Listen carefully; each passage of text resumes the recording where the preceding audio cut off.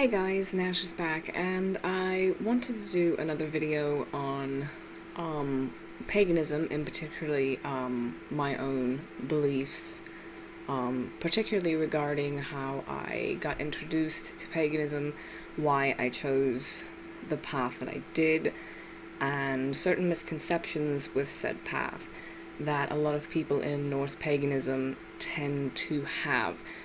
I hope the audio is alright because I have a heater currently going because it's freezing in here, so hopefully there's not like interference coming in. I've been Norse pagan for about, do math, 9 years? So almost a decade? Back then I was in a situation where I was a bit... Not even a bit, I was probably very depressed and very questioning of a lot of things, so I spent a lot of my time thinking, and I already have a habit of overthinking a lot of things, and it's kind of annoying. But anyway, during that time I was questioning, and I spent a lot of time online looking for information about random things, and that's when I stumbled upon Norse paganism, in particular working with Loki. A lot of people have a misconception about Loki, and if you're Norse pagan in particular, anything that has to do with the Jotunn, or anything that's not either the Aesir or Vanir. Particularly those are the two groups that most people in mainstream Norse paganism or Asatru tend to give honor to or work with primarily. A lot of them tend to leave Loki out of the picture, which I didn't know about when I first started researching and being drawn to that path. I liked the idea of Loki as a transformative figure who was kind of an embodiment of change in a way, which is something that I sorely needed at the time. So it was something that drew me to him in particular, and as I started learning more and getting more involved with other Norse pagans, I started to see a disconnect, whereas I would just kind of assume that Loki was one of the Norse gods. Everything's great. I was sorely reminded that a lot of people apparently didn't feel the same way. I was beginning to see a lot of people tended to think of him as sort of a Norse Satan figure. He was the opposer at Ragnarok. He is someone that you shouldn't associate with because he is against the Aesir. But people tend to forget that he is also the blood brother of Odin, and he is responsible for a lot of the great things that the gods have in their possession. Mjolnir was Loki's doing. The Wall of Asgard, he had a great hand in that. The Wall in particular is a funny story because I was in a world mythology class, and my teacher knew that I was Norse pagan, so he was talking about Loki giving birth to Sleipnir, and he was like, hey, why don't you tell the story? And so I had to sit in front of a group of people and tell the story of the building of the Wall of Asgard. And basically I started off the story with going, well, the gods were lazy, so they got somebody else to build their wall for them. And I remember all of the people, all the other kids who were like, well, they weren't kids, they were college students, but I was tended to be the oldest one in the class anyway, because they were just out of high school and I went in late, but they all just kind of looked at me with this look of like, did you just call your gods lazy? And for me, it's different from a very Christian outlook, where Christians would never call the Abrahamic God lazy. That's, you give reverence, and of course in my view, of course you honor the gods. The gods are deserving of respect, but the gods also have flaws, and this went off on a tangent, but anyway, so it's kind of a disconnect. I know there are other people that also feel this way, whereas you can almost humanize the gods more than you can the god in Christianity or something like that. But that was a fun story about the building of the wall when I recited this story, and the kids were all very confused. Back on track. So when I first got into working with Loki, it was transformative for me because it taught me a lot of lessons about how to accept things about myself that I otherwise wouldn't have been inclined to. But he expects you to be bluntly and blatantly honest with yourself about things that you would otherwise want to hide. For instance, lying in general to people is, there's a lot of reasons why you would lie to people, why you would hide truth about things. But the thing I've always found is that Loki is very, don't lie to yourself. It's if you're going to lie to somebody else, whatever. But never lie to yourself about anything. You have to be blatantly honest, and even if there's things that you don't want to be honest to yourself about, but you have to take those things, those hard truths, and learn to accept them. And that was one of the lessons I'm still struggling with, but I mean, it's a constant work. It's like chaos magic. It's constantly reminding yourself that, oh, this is what I'm supposed to be doing. And I think that's something about Loki that a lot of people don't see, because the Norse Pagans that tend to exclude him or dishonor him in a way, it really does a great disservice to them, because Loki is the type that he will take any invitation that you give him. So what I've always found is that if the only opening you are willing to give him is a malicious one, or that of a trickster who will ruin your world and bring mischief to you, and that's what he's gonna take. I mean, but if you are open, you're open-minded, you're willing to accept that there is no black and white, good and evil necessarily, that there are these 50 shades of gray, it's just so nuanced. You have to be willing to accept these different concepts that a lot of people don't want to. And if you keep an open mind and you're willing to not take things at face value, he can be an exceptional aid. And I mean, that was one of the things that drew me to him and kept me there. So a lot of people call themselves Lokian when they work primarily or honor primarily Loki, but there's also Rokatru, which is the practice of working with Loki, Loki's children, the Jotunn, and all of the others who are kind of ostracized from mainstream Norse paganism, whereas they're not the Vanir, they're not the Aesir, they're the outliers that most people kind of try not to think about or think of as these dark, malevolent forces, and they're not. Then, I mean, there is the fact that people say, well, at Ragnarok, whose side are you gonna be on? Seriously? And that gets into the grand theology of Norse paganism in general, is, do you believe in the ultimate end of things and the end of the gods? Do I believe that I'm ever going to experience Ragnarok? I don't know. I mean, I don't know if Ragnarok is actually ever going to occur, or if it's a metaphorical story, because I tend to think of the lore as like a guidebook. It doesn't necessarily have to be set in stone or concrete. It could be a teaching lesson, and of course you have to take into account the historical reasoning behind it. The Old Norse in Scandinavia, the thought of a 3 years long winter, Fimbulvinter, happening, and then Ragnarok and the death of the gods, I mean, that was a real fear, because in the north, winter is when you can't grow anything. It's you have to really struggle to survive. So if winter was to go on for 3 years, that would be terrible. So, I mean, there's a historical context of it that you have to take into account. And I mean, I'm not really concrete in that. I mean, I think that you can learn from it. I mean, if Ragnarok... Okay, let's say Ragnarok is going to happen and I have to pick sides.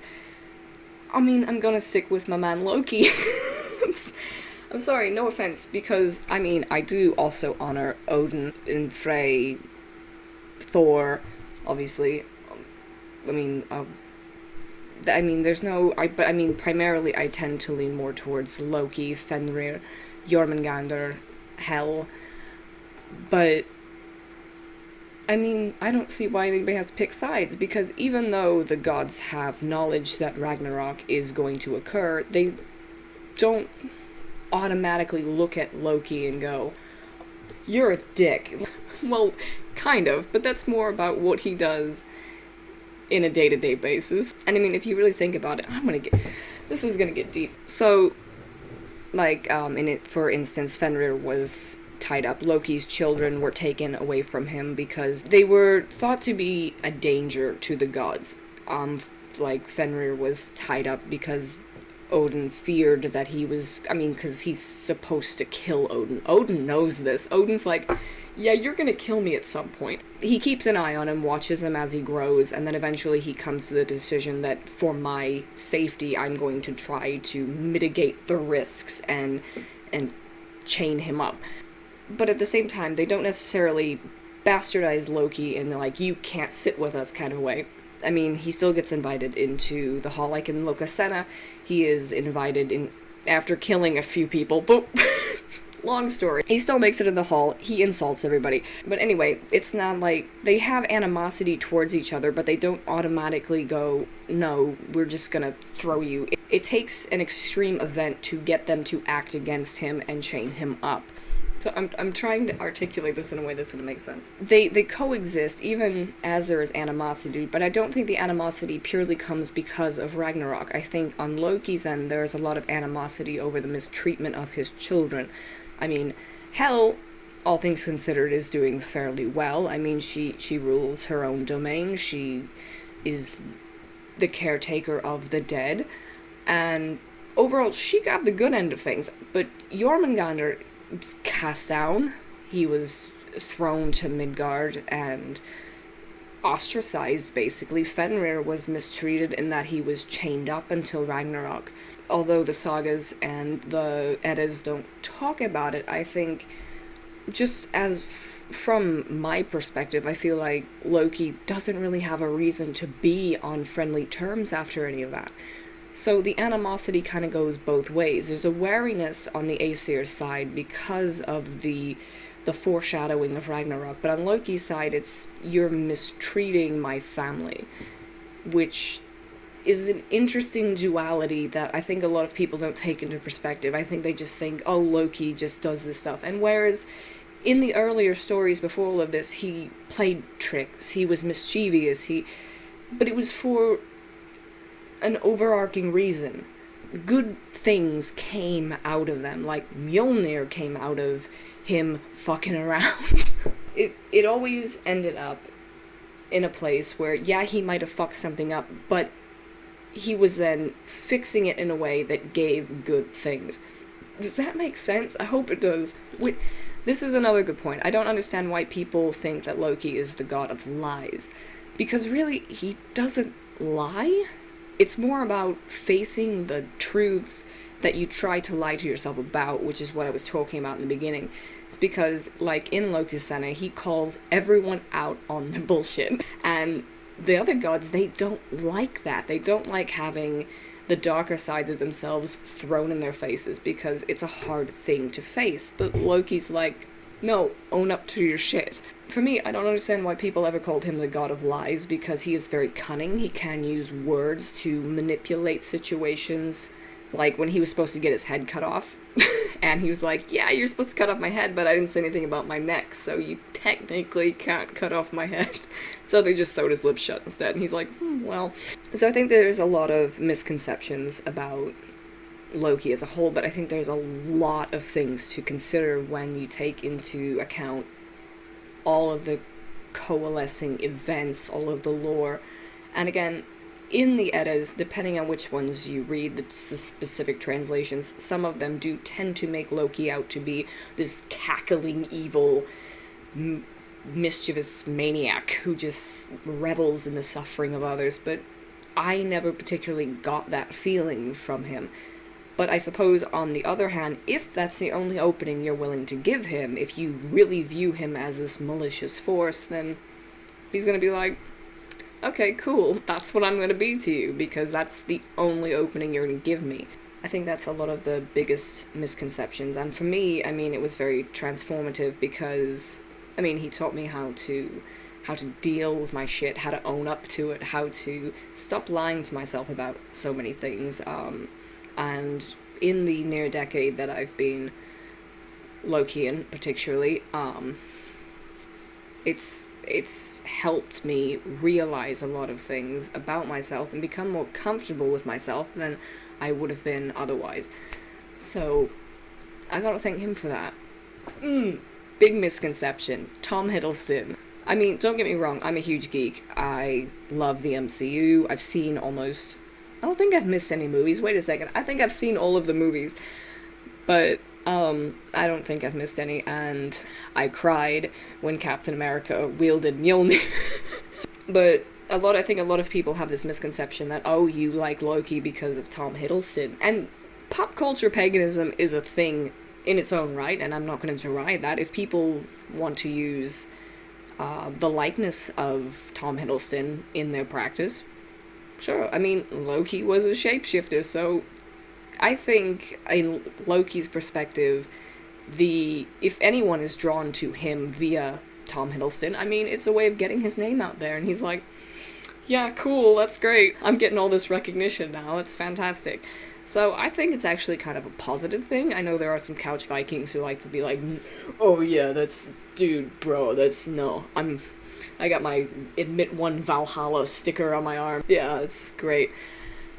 But I don't think it's up to anybody to deride somebody else's practice because you think it's silly or it's not valid, because fuck you, it's not your practice, you don't get to say anything about it. I'm sure there are people that use Tom Hiddleston's likeness, or even if they are Norse pagans and they're not particularly following a pop culture figure or a pop culture version of paganism, if they're still using that likeness for an altar or for anything, I mean, that's still completely valid because it's an image.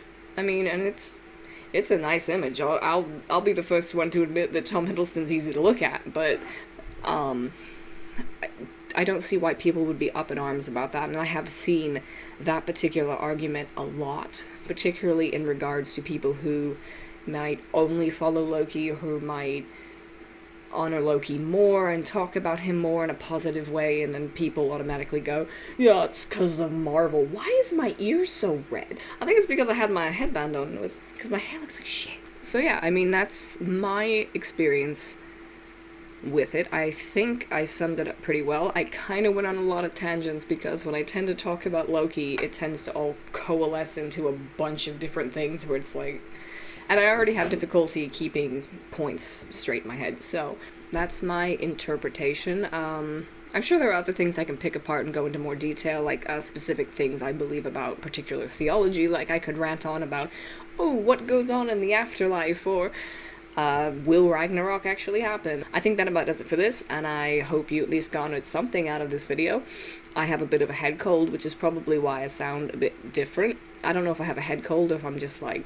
Maybe it's because the heat is on, I don't know, but it's probably why my voice sounds, like, muffled, I don't know.